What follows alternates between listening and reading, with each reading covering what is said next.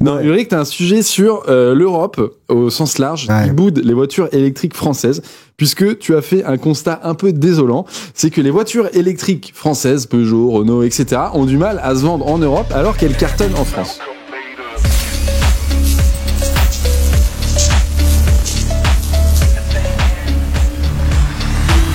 Ouais, je vais vous poser juste une petite question. C'est quoi la voiture la plus vendue en Europe électrique? Je crois que depuis entre janvier et septembre. Immatriculé. C'est laquelle? Y, je dirais, moi. Ouais, c'est le modèle Y. C'est ça. 155 219 exemplaires. En France aussi, elle se vend bien, puisqu'on en a vendu 19 410, immatriculés. Donc elle est top 2 en France. Ok. Et c'est quoi la voiture la plus vendue en France depuis entre janvier et septembre, la plus immatriculée? C'est la 208. Parce qu'on l'a dit tout à l'heure, c'est la 208. Et la 208, elle est... Alors ça, c'est là où le bas blesse. Mais c'est auprès des particuliers? C'est tout confondu. Je pense qu'il y a beaucoup d'entreprises, parce que des particuliers. Et donc la 208, elle est à la 16e place en Europe. Un peu de leasing social aussi, quand même. Ouais. Après, c'est les ventes 100% électriques, c'est pas... Sinon, je pense qu'effectivement, la Clio est devant, ouais. Donc la 208, elle est à la 16e place en Europe. Et c'est pas le seul exemple, parce que, y compris sur la Mégane E-Tech, qui est quand même une des belles ventes en France, il s'avère que plus d'une Mégane sur 2 est vendue en France, en Europe. C'est fou. Ok. Ouais. Et en fait, on voit que globalement, l'Europe snob les voitures françaises. Est-ce qu'on peut avoir en régie parce qu'on a fait un petit tableau qui montre assez bien ça. Et en fait, c'est hallucinant. Je me suis amusé à calculer les ratios. C'est totalement les fou. Les ventes en Europe, les ventes en France, plutôt les immatriculations pour être exact. Ouais. Mais bon, ça marche aussi. Et regardez ça, la Fiat 500e qui est de Stellantis, c'est un peu aussi vrai. La Peugeot i208 de Stellantis, c'est fou, la Mégane électrique. Mais on aurait pu prendre des exemples différents parce que, par exemple, là où j'étais étonné, la 3e voiture la plus immatriculée en Europe entre janvier et septembre, à votre avis, c'est laquelle? En Europe, le X30. C'est le X30. Ouais, c'est ça, ouais. C'est un carton. Qui est tout en bas des classements en France. Elle a bien performé. Attends, qui est devant Tesla? Non. En Europe, c'est Model Y, Model 3, EX30. D'accord, ok. Et le X30, je la vois même pas dans le top 20 en France. Ouais. Et ça, on pourra regarder le classement en détail. Ce qu'on voit aussi, c'est qu'il y a beaucoup de voitures allemandes ou pseudo-allemandes comme Skoda, les Audi, qui sont ou Volkswagen, qui sont dans le classement très haut dans le classement européen, mais qui ne sont pas très hauts en France. En France, on va plutôt retrouver de la Renault Twingo, par exemple, qui n'apparaît même pas dans le top 20 en Europe. Ok. Et qui pourtant est 5e en France. Et en fait, la Peugeot 2008, qui est 7e en France et qui n'apparaît même pas dans le top 20 en Europe. Donc on estime du coup que, en prenant les chiffres, plus de 50%, donc une voiture, au moins une 2008 sur 2 est vendue en France, voire même plus en vrai. Ok, franco-français. Et du coup, est-ce qu'il y a des raisons qui pourraient expliquer ce choix C'est compliqué, on peut en parler, on peut en débattre. Ouais. Moi, ma raison, je trouve que la raison, c'est que on a des constructeurs français qui s'intéressent assez peu au segment premium. Et que finalement, aujourd'hui, les voitures électriques vendues en Europe sont beaucoup du segment premium, peu sur les citadines. Il y a aussi peut-être un phénomène franco-français. C'est surtout ça, je pense. Ça a toujours été. Ouais. Ça a toujours été ? Ça a toujours été. Maxime, j'ai travaillé 10 ans à l'Autojournal entre 2002 et 2012. Ouais. Si on faisait une couverture avec une Peugeot, ça se vendait 10 fois mieux que si on faisait une couverture avec une voiture étrangère, même si c'était une Volkswagen. Ok. Ouais. Donc il y a une vraie consommation nationaliste en France. Mais en même temps, on retrouve cet esprit dans la plupart des pays où il y a un constructeur national. C'est-à-dire que, et c'est d'ailleurs aussi pour ça que Volkswagen avait racheté Seat en Espagne. Et on retrouve, il y a les ventes de Seat, ça c'est en Espagne. Mais on pourrait expliquer qu'il y ait plus de ventes en France, mais qu'est-ce qui explique cette énorme différence, quoi ?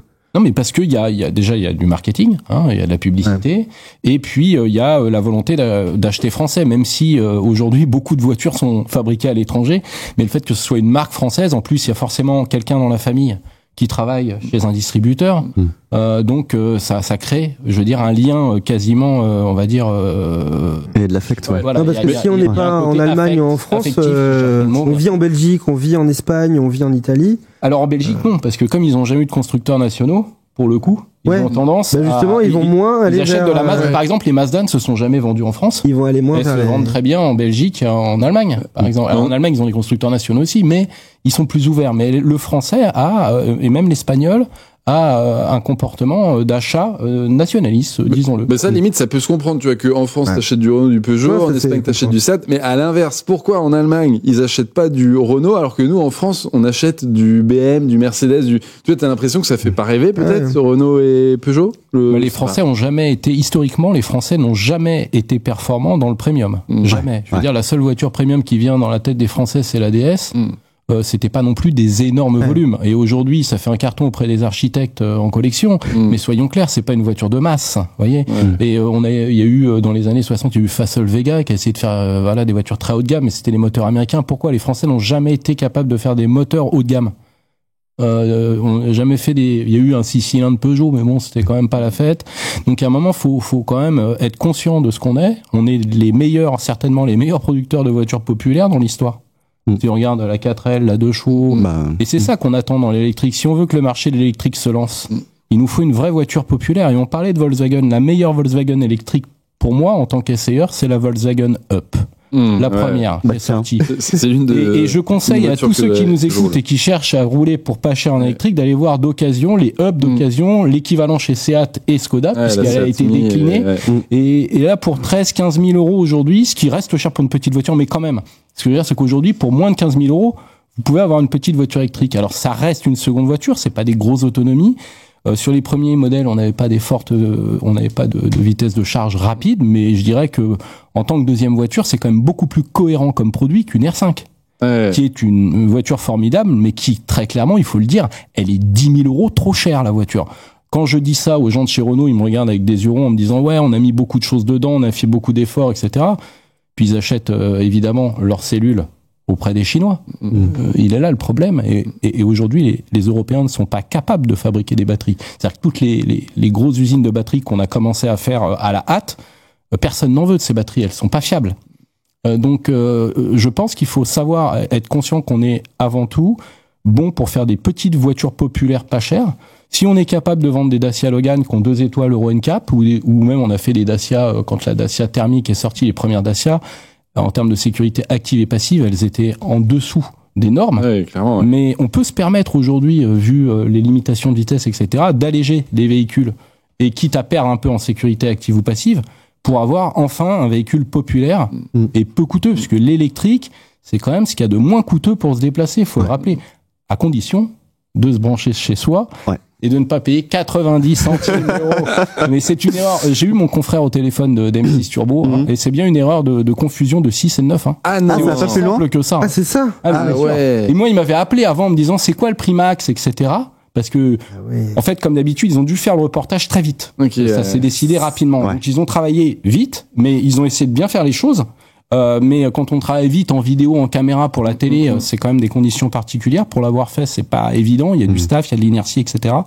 Et en effet, au moment où ils ont fait le calcul à 90 parce qu'ils se sont dit, en fait, c'était 60 qui avait été retenu et au moment où il y a eu cette petite erreur et donc derrière, mais derrière il a fait un mea culpa. Donc bon, je veux dire, ce qu'on disait. Faut t'avoir à moitié marré. Mais là, honnêtement, c'est pas pour défendre mon confrère de M6 Turbo, mais honnêtement, ça n'a rien à voir avec le complot politico-magouillon.